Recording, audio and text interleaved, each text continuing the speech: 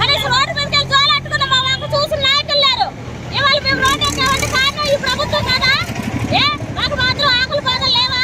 వాళ్ళకి ఒక్కరికేనేది ఎన్ని వందలు పెట్టి కేకులు అవి కట్ చేసుకుంటే మా బాధ తీసే నాదులు లేరా?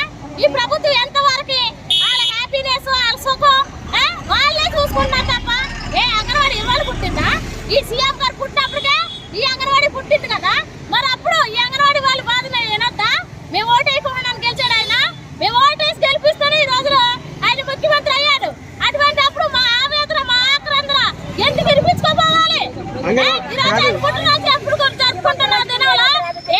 కనీసం అంత హ్యాపీనెస్ మాకు కూడా ఒక న్యూస్ చెప్పచ్చు కదా.